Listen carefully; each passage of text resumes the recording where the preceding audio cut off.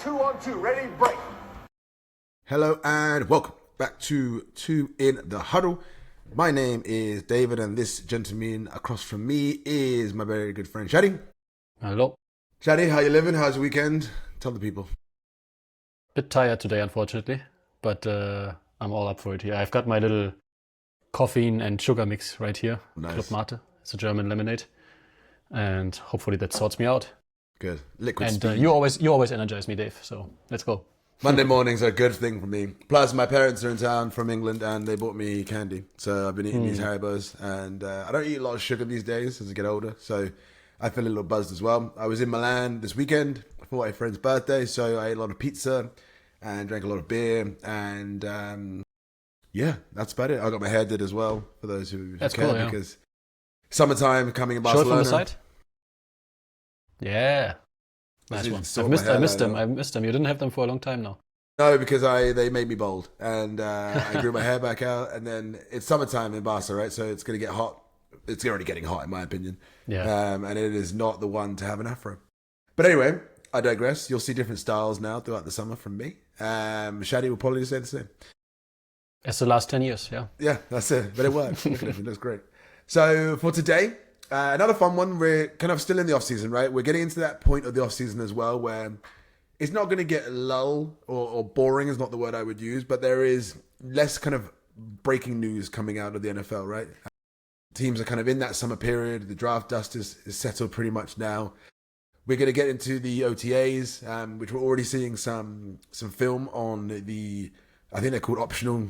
I can't remember what OTA stands for now. But basically they are pre-season training programs where they're optional. If you want to show up, you can. Most rookies go, just kind of, show their stuff and get extra reps. But they're not mandatory for every team or every player. So we've already kind of seen some footage of Makai Lemon, for example, running some routes with the Eagles, which was quite cool. So little things like this are going to start to come out. But now we're starting to see the players with their teams. What we thought would be really cool is to kind of talk about players that we're excited to see next season, right? We'll talk a little bit about the teams and where we think they'll go, but it's always nice to highlight some specific individual players as well. And we have broken these down into 4 categories. So we're going to cover a player each that we are excited to see. One that was drafted. So that was drafted in the 2026 NFL draft last month. One of the players that excites us from that group.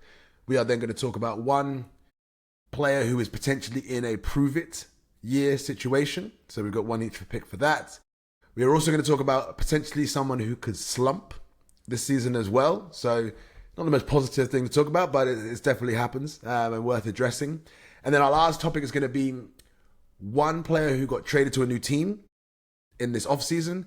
And what do we think we're kind of, again, who we're going to be looking at? What do we think they're going to do in that new team? So, Shadi, before I kick off, because I'm going to go first today, anything else to add? Any context to give for this? Are we good to go? One thing that stood out to me while I did the research, there's a hell of a lot of players in the NFL. Damn. So it's really good to. It's actually the first season that I'm doing also this be a bit more player focused thing, which I think is going to help me a bit following the matches, the games next season. It's quite cool then to see the storylines of individual players. You can't follow all of them, and there's so many. It's crazy. Yeah, for sure. And I think we also talked kind of transitioning from being historical red zone watchers to more full game watchers, especially now that we do content on it. There's only so much you can glean from red zone, but you tend to hear same names over again, right? You hear the big names, and I think we're going to be watching a lot more individual games next season. So this research will help you in that in that scenario as well. But without further ado, we're going to kick it off. So we're going to start with a player who was just drafted and someone we're excited to see. Now, I thought about kind of digging into the later rounds in the draft or trying to find some real nuanced pick. And there's a lot out there, right? There's a lot of good players I think that we could talk about that were drafted in the later rounds. But the reality is the one I'm most excited to see it was a toss-up. It was a toss-up between Carnell Tate, Jordan Tyson, because I like receivers. But my most excited player who I'm looking to see coming out of the draft is David Bailey, who was drafted number 2 to the Jets, if I'm not mistaken. A lot of this hype is based off his college tape, right? There's not like he's played in the NFL before or anything like that, so I don't really have a lot to go on in that front. But I'm basing it off how electric he was in college. Had I think around 13 sacks last season, 42 hurries, 18 QB hits. Was ranked second, I think, out of all of the qualified edge defenders in college, according to PFF. I love a couple of things about him. First of all, I like his size. He's got that freakish element to him where he's tall, 6'3", 6'4", really long arms. Got the speed. I think he ran a 4.5 40-yard dash, so he's got an absolute bull rush on him as well. And he does that thing where he doesn't wear any gloves. So that just makes him look even more like an absolute maniac. And I hope that he does that when he gets to the NFL, because there's something very intimidating about a player who does not wear gloves in this day and age where like equipment... Go on. It will also make it easier to follow him on the pitch, right? Because sometimes you struggle a bit when they have their helmets on and all that. But if he doesn't wear gloves, at least you know, there's David Bailey. Yeah, and everyone looks exactly the same. I think he's going into a scenario with a defensive-minded coach. A pretty decent defense overall, I think, with the Jets. And I don't think they're going to be as poor as they were last year. But I think he's going to walk into a situation where he's going to start every game. The comps right now, if you were to like Google comparisons, a lot of people have kind of Brian Burns, maybe as someone who's quite similar, who's playing at the moment. Maybe similar in size and similar as a speed rusher versus a power rusher. But I think defensive ends, as you can see from a lot of what we talked about when we looked at teams' needs, right? When we did that exercise before free agency, before the draft, there was like at least 50% of the NFL who could use an edge, right? Edge is a really, really important position. And I think the offensive linemen are getting more defensive, more athletic is the word I was using, looking for. Quarterbacks are getting more athletic. So you need to step that up. You need more guys like a Myles Garrett, as far as profile, skills, speed, size as well. So David Bailey really ticks the box for me. It gives me a bit more vibes of like a classic edge player. And him screaming off the edge is going to be such a fun thing to watch next year. And then hopefully if he's anything like his college tape, I think he's going to be a bit of a baller. So this could be something we talk about for years to come.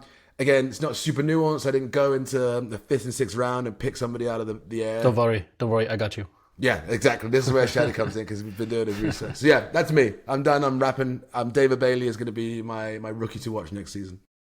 It's a cool one to watch, especially if Geno Smith continues where he left off last year. The defense will be on the pitch a lot, so you might see a lot of snaps of him. That's very. I don't know. Do you have a good feeling for if he's going to be immediately starting most of the defensive snaps, or is it more that he will be eased in? Do you know? Or I think there's nothing there's nothing kind of out there yet specifically. I mean, the whole thing about him not specifically going to play every down, or is he an every down back or every down edge? I don't know if that was just a bit of media fervor, but he's got the offseason to get in shape. I agree the defense is going to be on the field quite a lot, but they also don't have, maybe they traded Jermaine Johnson, maybe he comes in and starts right away. So I think let's give him the summer. If he comes in shape and he's ready to go, then I don't see why he wouldn't just play right from game one. So we'll see. We'll see on that. Yeah, makes sense. That would be cool. Would be cool to see. I chose someone that we have to see if he even plays that many snaps or downs. It's not so sure yet. So maybe it's not actually that you will not actually see that much of him. But I chose him regardless, just because I like the storyline. I'm big on storylines in the NFL. So I will follow Jermett McCoy this offseason for the cornerback that got drafted to the Raiders. Just because he might be, I like to say this a lot, but he might be the biggest steal of the draft. So to give you some context, he was supposed to be a top 10 pick.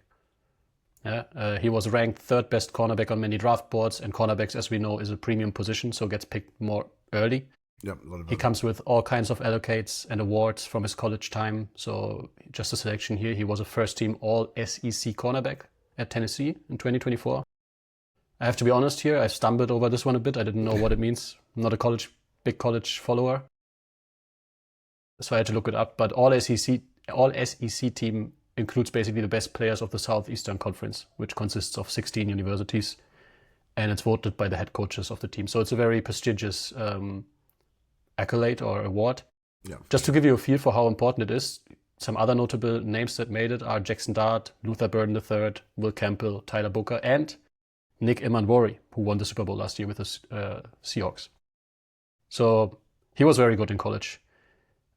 He was the Jim Thorpe Award finalist as well for best defensive back in college football. Dave, can you guess who got it? Who was the best defensive back in college football last year? Safeties and cornerbacks? I think Caleb Downs won it, didn't he? Caleb Downs won it, exactly. Yeah. So again, a very prestigious and very good award. So yeah, he was supposed to be a top 10 pick. He was even considered the best man coverage corner in this class when healthy. But this is the big thing here, when healthy. He tore his ACL in 2025 in January, missed the entire season, and there might be a long term, it's called a bone plug issue. No clue what that means, but there's something sounds ugly. Yeah. Like he might require surgery or not, but if the surgery doesn't go well in the future and it pops up, then his career might be over, basically. So that's the whole reason why according to ESPN, 5 out of 8 teams even admitted that they took him completely off their draft boards. So he fell very far to the Raiders that picked him up at pick 101, the first pick of day 3. And yeah, it's clear that they're betting on the upside. They have time because they're in a rebuild, so they can bet on the upside.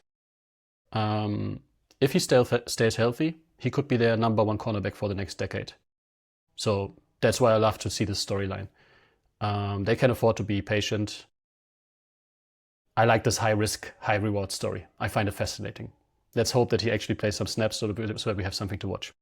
Yeah, absolutely fair enough. I think, was it only the injuries that kind of knocked people down? It's funny, right? Because Jordan Tyson, for example, was another guy they talked about who had a big injury record in college, but didn't fall out of the first round, didn't fall that far down at all.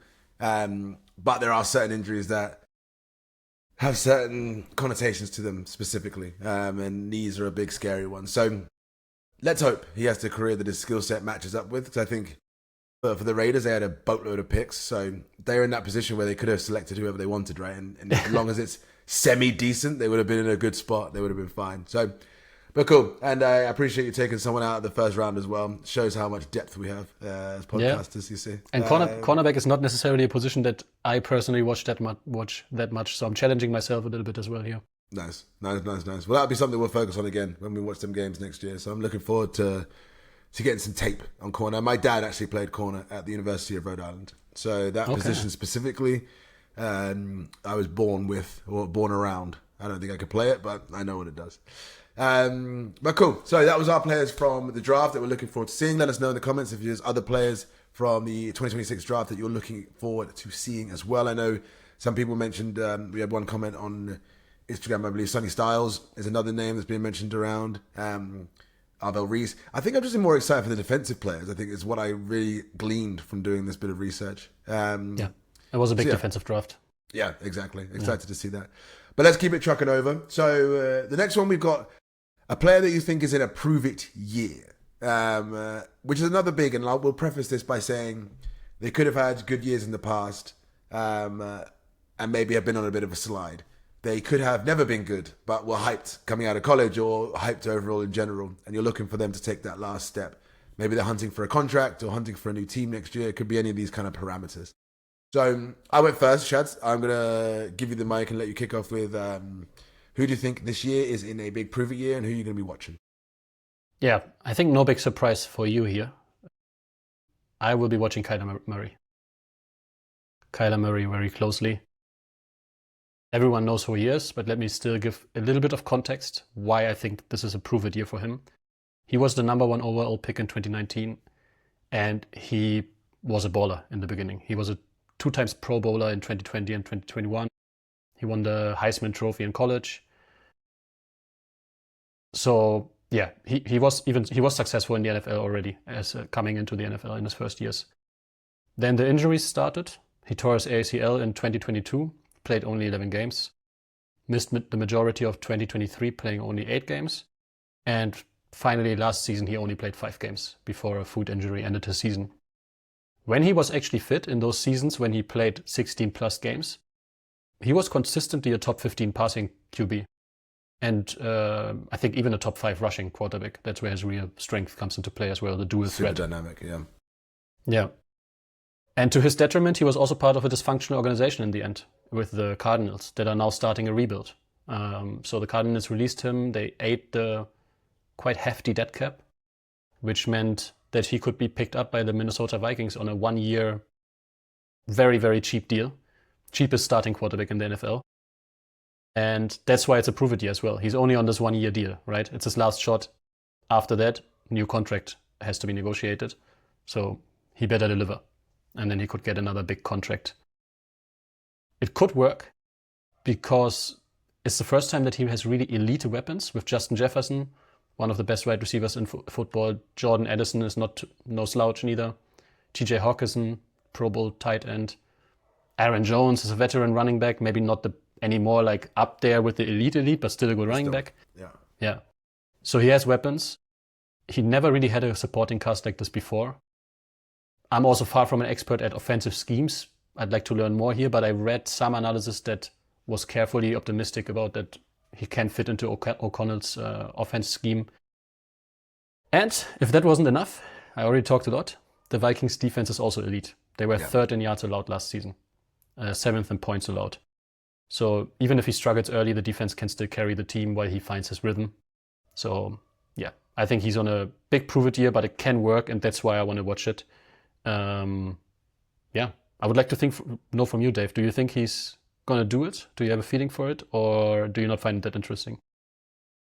He's an exciting player to watch, and there's a lot of mystery surrounding Kyler Murray. Like, there was all those rumors he didn't like to watch film, and he would play video games instead of learning the offense. I think Kevin O'Connell is a bit of a QB whisperer, work he did with Daniel Jones, Sam Darnold. I think Sam Darnold.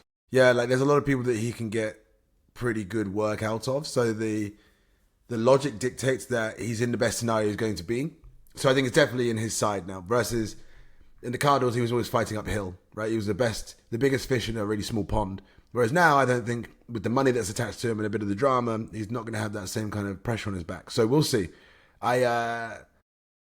I think I was wrong about this. Remember we talked right at the beginning of when we first kind of started doing this, I think a few months ago, I thought Kyler Murray might be an expensive acquisition because of what he was paid in Arizona. But because Arizona, I think, paid him out of that contract, he's probably getting paid, I think, from both sides now, is my point. Which just means he's getting the $40 million dead cap from Arizona, and then he's getting $1 point something million from Vikings, which in NFL terms is nothing. Is nothing. So he's going to get his money where he wants it from. So yeah, I think he definitely has one more big contract in his name if he provides the power this year. But I think he'll start. I think he's the best quarterback they've got in that stadium right now. So yeah, I'm excited to see it, to be fair. I think it's a really good shout, actually, as well. But, cool. So, moving on to mine now. My prove it year player is another quarterback as well. I think you find this a lot. This type of a category is usually, I find, a quarterback. It's maybe the most important position on the field. I think you've got two types of easy picks for prove it year people, coaches and quarterbacks. I think it's harder to say like running back, receivers, because they just don't necessarily get the same attention or maybe the same numbers attached to their names. So I just wanted to throw that out there. You know what I mean? So I also went quarterback. I went with CJ Stroud as the player this year that I think really needs to prove it. And I'm going to give you some statistics on this man, right? So drafted 2023, he was the offensive rookie of the year. He set a rookie record by not throwing an interception for 191 of his first pass attempts, which is pretty crazy, to be fair. And then he also threw for 470 yards and 5 touchdowns in one game in his rookie season. And I'll give you his stats, right? 2023, he had over 4,000 yards passing, 23 touchdowns, 5 interceptions. 2024, and he only played 15 games, by the way, in his rookie season. 2024, he played 17 games, 3,700 passing yards, 20 touchdowns, 12 interceptions. Last season, he played 14 games, he had 3,000 yards passing, 19 touchdowns, 8 interceptions. So each year since he's been in the league, his passing yards have gone down and his touchdowns have gone down. He is in a situation, I think, with a really, really good team around him, both defensively and offensively. Yes, they had some injury problems when it came to receiver, but still, we've seen other quarterbacks make it work. I think he's getting he's getting to that point now where people are already on the fence about him, of whether or not he is an elite NFL quarterback. We've had conversations about this guy already. Do we think he's top 15? Is he fall out of the top 15? I know he's a very contentious player to talk about. And for me, I think that's why he is in a quote-unquote prove-it year for me. He needs to silence some of the critics here. I think he needs to have a bit of a rebounding year. I think the Texans, for all of their work at the end of the season, got into the playoffs, won the wild card game, and then got smoked out by New England in that real poor excuse for a snowy game. I know we've talked about that a little bit as well. That was a joke of a game of football. So I don't judge him too hard on that. But I think from a team that's ready to make the next step, and his contract still, they exercised his 5th-year option, so he's still got a couple more years that he's going to be around that organization anyway. But I think they're going to rise or fall based on how well he plays. So for me, I think CJ Stroud is someone that we really need to see that next level from this season. And I hope they do, because I like the Texans. I like the coaching staff. I like the defense. They've re-signed a lot of players to give him everything that he possibly needs. We just need to see improvement and not kind of go in the opposite direction. I agree. I think you're almost going a bit too early here, though. I think, especially because they took the 5th-year option on him. He still has one more year after this year on the contract. He's still, a lot. So for me, the prove it year, depending on what happens this season, of course, is really the year after. But in general, he needs, with the team that they've assembled, he needs to deliver now, really. So you are right. It is kind of a prove it year for him, yeah. I think it's a prove it year, maybe less so in like the contractual scenario. Let's say it's a prove it year more on like public perception. Like, you know what I mean? Like, I think you were going to struggle to get people to say, yes, you're an elite quarterback in the NFL, if you don't do a lot with the teams. And if you start out really hot, it's a gift and a curse, right? Because now you're having to work back towards a number that you started at. So for me, CJ Stroud, I want to see that step up. I know there's been some clips of him that have gone viral of him in the gym. I think he cuts hair, so he looks a bit different, looks a bit more jacked. So hopefully that translates into some better on-field play as well. But we'll see. We'll see on that front. I had to laugh at the beginning when you mentioned him. I had to chuckle a little bit because, our next category is player who surprised everyone and could slump. Yes. In my notes, I called this category the CJ Stroud category. Okay, interesting. Not because he could slump, but because he was, for me, the player that did that. You remember he came into his rookie year. He was just elite, dynamic. Came into the playoffs and everything, played fantastic, and then the second season was just not it anymore. Biffed it. No, that's funny that you called it that. And on the next one about the slump, I'll be honest again. I've got quarterback again for this pick. I think again it's another position I would equate very similar to the prove it year kind of style. It's coaches and quarterbacks that usually kind of get into this position, unless someone has a crazy, 2,000 yards rushing or 2,000 yards receiving. Could they repeat that? So I've gone with quarterback winning. No, let me start again. I've gone with Super Bowl winning quarterback Sam Darnold for the player that I think could potentially slump in this upcoming season. And I've got a whole host of reasons why, right? I'm going to check my notes just to the right of me here. First of all, it's hard to hear it. Yeah, I mean, I have a lot for them. First of all, the perfect point, it's hard to repeat in general, right? If you look historically in the NFL, there are very few teams that repeat when it comes to Super Bowls. Yeah, okay, you got the Chiefs and a couple maybe Pats dynasties sprinkled in throughout there, but it is very hard to repeat winning in this league because maybe your team gets torn apart, which is what I'm going to get to next. He lost some key elements to the team that was successful in 2025 and 2026. His offensive coordinator, Clint Kubiak, is now the head coach of the Raiders. Also, their quarterbacks coach, funnily enough, a guy named Dave something. And sorry, Dave, I didn't write your last name down. He also moved on to a new team.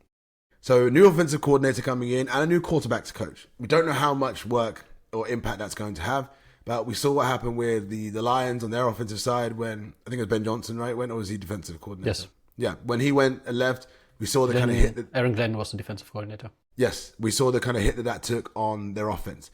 So coordinators have a big impact here. Maybe a more bigger impact sometimes than head coaches do, especially when it comes to choosing plays. So that's already two things. Hard to repeat. New coaching staff around him could affect what kind of offense they implement and how they implement it. Middle to last one. He got paid the bag. Does the motivation stay the exact same? He's got a ring now. He's got the money. I don't say that NFL players ever have levering motivations, but it'd be easier to take a slighter back step, right? If you've already got those two big things ticked off, it'd be easier to have more fun in the summer. I'm not saying Sam Darnold is that guy, of course, but mentally I can track that logic, that it could potentially be easier to take a little bit of your foot off of the gas because you got two big things that most NFL players never get in their career. The last one is how they destroyed the team. And destroyed the team again sounds really dramatic. Whoa, what? But it shows in the NFL over most, this is different to most sports. When you win something, most times players want to come to your team more. They want to maybe take a pay cut to stay there. This does not happen in the NFL like it happens in other sports. Players bolted. Like the Kenneth Walker situation, I get it. Maybe he wants to play with Pat Mahomes. He had his choice of where he went. But his star running back, the Super Bowl MVP, is no longer with that team. He is a big dynamic part of that offense, and they will absolutely miss him. Yes, they drafted that kid 32nd in the draft this year who played behind Jeremiah Love. Cool. Might be absolutely fantastic, and more power to him. But you lost a bona fide star in Kenneth Walker. That's not on the offensive side. The defense is where they really biffed, in my opinion. So they lost Boye Mafe, the edge that went to the Bengals. They lost Kobe Bryant, standout safety who went to the Bears. Reek Woolen, the cornerback who went to the Eagles. I think, and they did not replace them with like-for-like quality at that position. So in my opinion, they are new coaching staff. They are slightly worse on offense, definitely worse on defense.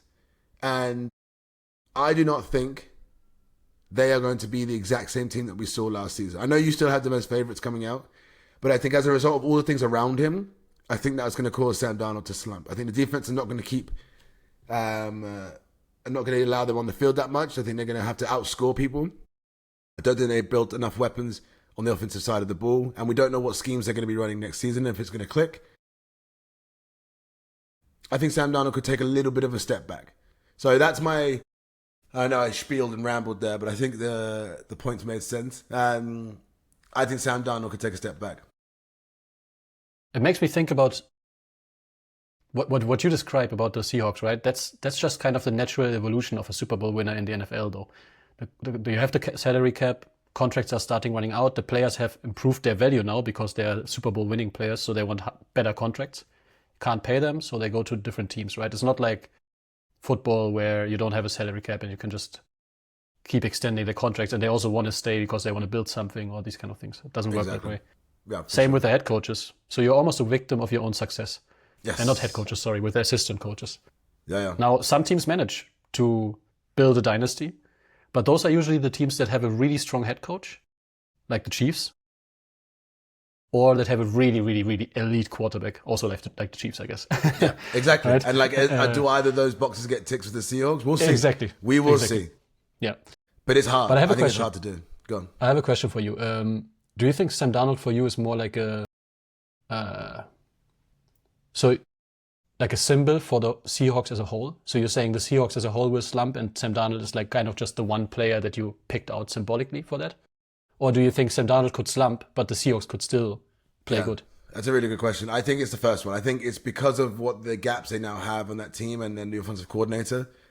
Sam Darnold will be a victim of the team not being as good. And therefore, I think he will slump as a result of that. And the slump could mean a couple of things, right? It could mean pure statistically. It could mean a slump in the case of, do you think they have a good chance to make the Super Bowl again? Slump is defined as whatever you think it as. I think he'll still have decent numbers. I mean, he's a good quarterback. He's not an exceptional quarterback anyway. I don't think that's an unfair thing to say to him. But he had the right pieces around him and a really good run game. There was a lot that really went, a really good defense. There was a lot that went into that last year. And if those things aren't at the same level, I think he's going to be a victim of that change. Yep. It's interesting though, because I made the same experience in this category and the next category, that the players I picked are just kind of a representation of the storyline of the team itself. So maybe this is really a storyline episode rather than a player to watch episode, but it works hand in hand, right? Like, for sure. I mean, it's a team sport, right? You got 52 players on these teams. Exactly. You got offense, defense, and special teams, and all the coaching that goes into it. So it's very rare that one player owns or diminishes or raises a franchise. You're absolutely right. I think storylines is the best way to think about it. But who's a victim? There are always victims or success stories of these storylines. And I think, again, this is a good scenario of someone who could be a victim. So that's me. Sam Darnold, we'll watch, we'll see, and we'll comment. Let me know below if you think that is a bad take or a good take or in between. But Shadi, who is your potential slumper for this upcoming season? So for me, the CJ Stroud Award for the player who surprised everyone and could slump is going to Tyler Warren, tight end for the Colts. Interesting. Okay. And again, I think this is more about the Colts as a storyline as a whole, but Tyler Warren specifically. And the story is simple, and we all heard it even here before. I mean, the Colts started 8-2 in 2025, and then they looked like legit contenders. Daniel Jones was playing MVP level football. Jonathan Taylor was breaking franchise records, and Tyler Warren, who was a rookie tight end at that moment, he was a revelation. Like, he was burning through all kind of franchise records and set all kind of records. So they had a true weapon at tight end with him, basically. He was almost like another wide receiver, really. Yeah, for sure. But then Daniel Jones tore his Achilles, and the offense collapsed. Colts lost their last 7 games. They went from 8-2 to 8-9, missed the playoffs, and Tyler Warren's production dropped.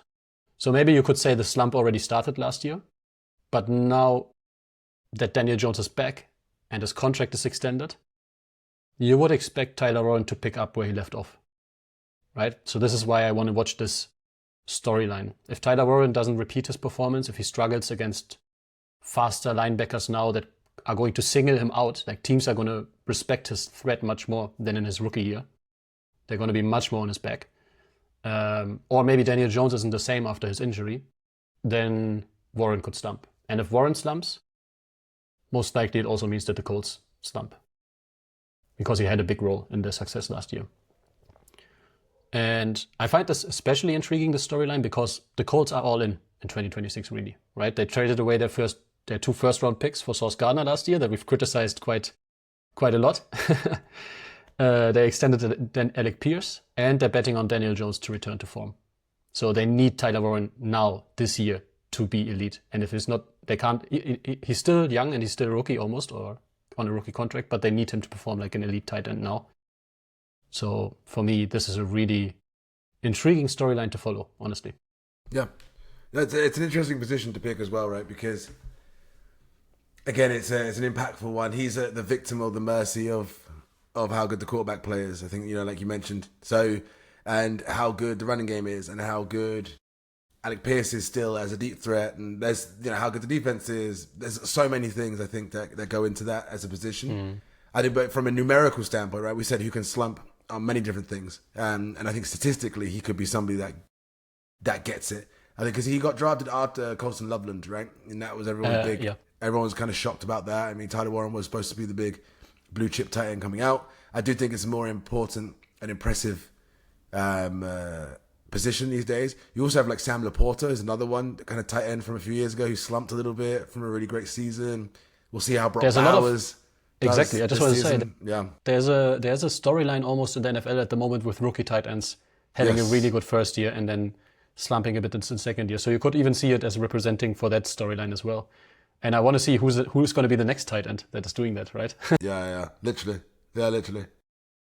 But good show. I like that you went a little out of the box there. It was hard for me not to use quarterback. I think when I talked through this in my head, I think I talked so many of the storylines in that it always came back to that main point of... It's the most important player in the end of the day. Yeah, it's like, especially if you're catching, who's going to throw it to you, right? Like, that's always going to be linked together. But maybe what's different here is with Tyler Warren, what I could imagine is even if the Colts play good and Daniel Jones plays to the same performance, the fact, what I mentioned, right, that teams are going to prepare much more and respect much more the threat that Tyler Warren offers.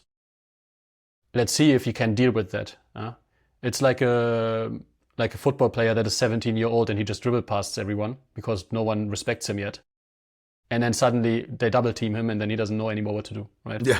So this could happen here. But let's see. I like it. We'll see him. We'll watch a lot. So cool. Interesting stuff. Last one from us today. So we're going to talk about a player who's got traded, who their new team is, And I guess this also could be a mixture of things. This could be a player that got traded and we think needs to prove it. A player who got traded who could slump. A player who got traded who could succeed. I think it's just kind of highlighting an interesting player that we've seen move. So, Shads, I think I went first just a minute ago. So, go ahead and give us your player, and then I'll wrap us up for today. Yeah.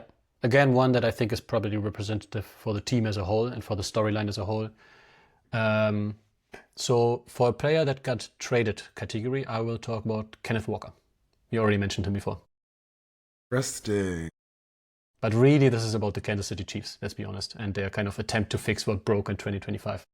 So the Chiefs kind of collapsed last season. They ended up on 6-11, I think. First playoff miss since 2014. That's mad. Patrick Mahomes on an AC.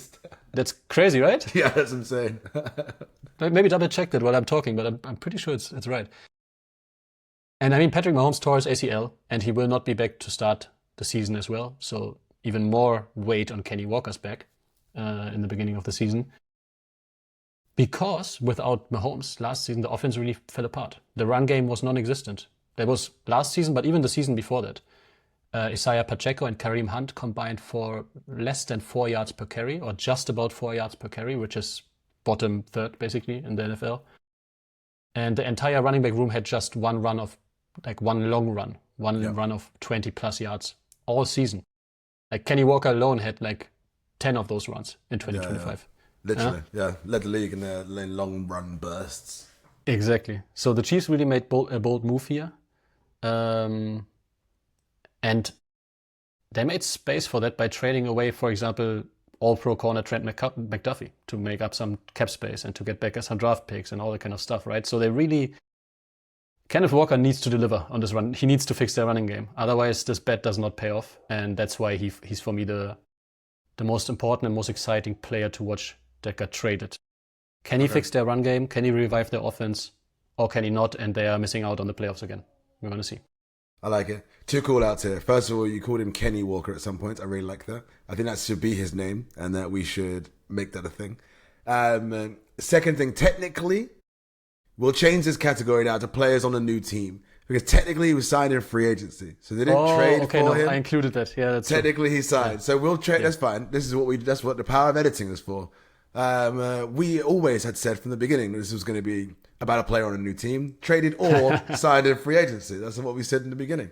We'll use some AI to fix it. No, I'm kidding. But yeah, I agree. And I've just seen the video of Isaiah Pacheco and Jahmyr Gibbs because Pacheco went to the Lions, right? So that is going to be such a dynamic, quick, choppy, twitchy backfield. But yeah, I think Kenneth Walker could be a really big solution for the Chiefs. And we called that, a couple of months ago that was the best fit and someone that they could go and get. I think Patrick Mahomes will really appreciate having somebody like that in that backfield. And let's see if he can repeat. He could have easily got in the slump category, again, got his bag and got out of town. So we'll see. But I think Kenneth Walker probably is be happy to be around Andy Reid, happy to be around the rest of that team. So yeah, I think that's a really fair shout. And I don't know before you continue, it's a good point about the slump because he really picked it up in the playoffs. That's where his major performances came. And I mean, he had that Super Bowl, the MVP performance in the Super Bowl and all that. In the regular season, he was also good, but not on that level. Yeah, exactly. So let's see if that was just a play of oh my God, he gave him a boost or something. And if he can do that all regular season. But I mean, even then, even if he was just really good and not exceptional, the Chiefs are significantly better, right? You didn't have to respect their run game last year, but if you have to respect their run game this year, that makes them a different team. So I think, again, it's a storyline pick for sure, but I think that's going to be something interesting to watch. Cool. My one's really simple, really easy, and I won't take too long with it at all, actually. And I think I'll get us out of here on time. I picked DJ Moore, who was traded from the Bears to the Buffalo Bills. Again, you're absolutely right. I think it's more of a storyline of the Bills placating the fans. Yeah, we know we needed more help at receiver. All of the receivers that were listed on the board, Mike Evanses of the world, Tyreek Hill still free agent. And you went and got DJ Moore, who is not a bad player. I want to make that very clear. DJ Moore is a let's say, top 75% wide receiver in the NFL.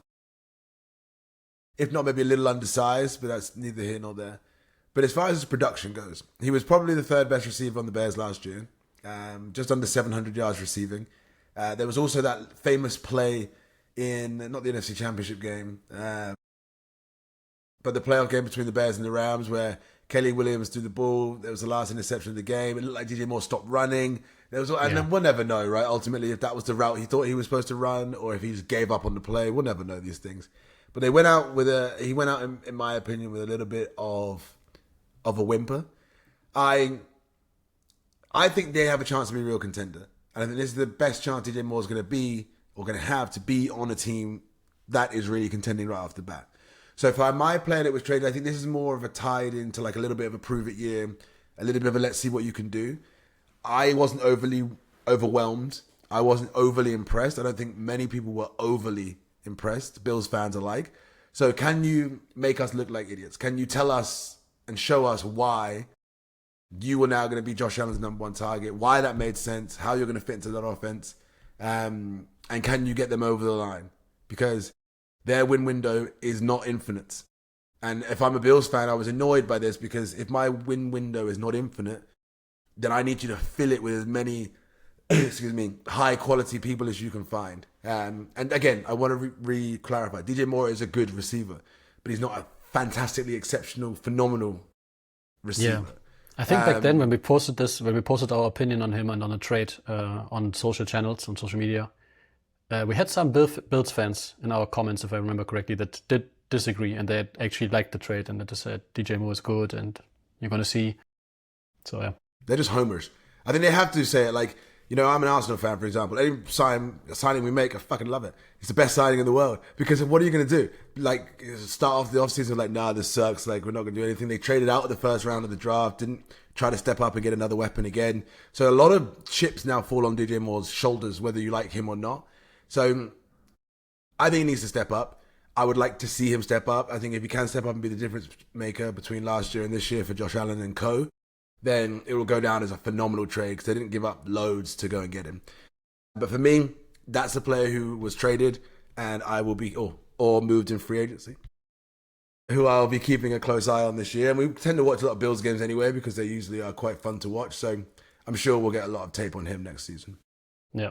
He wasn't even the number one pass catcher for the Bears last season, right? No, third. I think Rome Odunze and Luther Burden all had more yards than him, if I'm not mistaken. So he was the third, and Colson Loveland wasn't super far behind him. So he was the third, fourth option.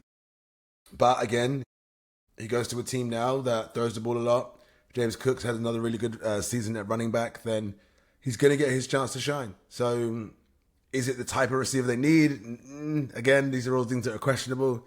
But we're going to see. So for me, I'm going to watch a lot of DJ Moore and see how he gets on from next season onwards. So that wraps us up. Oh, go on. Not yet. It could also surprise us in the way that, like you said, is he the type of receiver that they need? Probably not. But you've seen what happened to Jackson Smith and Jigba at the Seahawks, for example, last season, right? I think they've used him differently to what people expected. I might get this wrong now, but I think they expected they use him as a slot receiver, and then they used him as a vertical threat. Yes. And look how he performed. So you never know. Maybe they get the best out of him in a way that we don't know yet. But and it's going to be very. You're right. It's going to be fascinating to watch that one. Yeah, and that's a really good shout. You absolutely. That's what I mean. Why he's so interesting to watch, because we could see a completely different DJ Moore next season that we've never seen in Chicago, and it could be a revelation, and he could be phenomenal. And I hope that's the case. Again, I don't want him to fail per se. I'd like the Bills to get one on the board just so we can shut up talking about them, because they seem to hog all the storylines throughout the year. Either him or Lamar Jackson. One of them two needs to win this season so that we can stop talking about them forever and let them live their bloody lives. And we'll see if DJ Moore is the answer in Buffalo. I have my reservations, but I've been proven wrong before, and I'll probably be proven wrong in the future. So let us know in the comments about any of our picks this year. Again, if you have different ones from your side, let us know who you went with. Let us know in general what players you think are really interesting to watch this season. We may do this a couple of times as the OTAs, as the preseason camp comes along. Even when we kind of get into a couple of preseason games, we might be able to see a couple of snaps from these new players as well. the tide has kind of changed on preseason games. You don't get to see as much as you used to, but there's going to be a whole bunch that we can still talk about in the next couple of weeks. So definitely let us know in the comments. Like, subscribe, share, all those good things. It all helps the channel, so we appreciate you on that front. Shadi, anything else from your side today? And we will let the people back to their day. You can be very excited for next week. We might have a guest on focusing on fantasy football. So it's going to be a bit more fantasy focused next week. And yeah, tune in. Perfect. Yes, if fantasy is your bag, and this season I might get back into it because I tend to actually suck at this game, but I'm going to try this year. Definitely tune in. That's a really good show. So it's going to be a cool episode that we do next week as well, something nice and different for us. And you get to see another face as well, which is cool.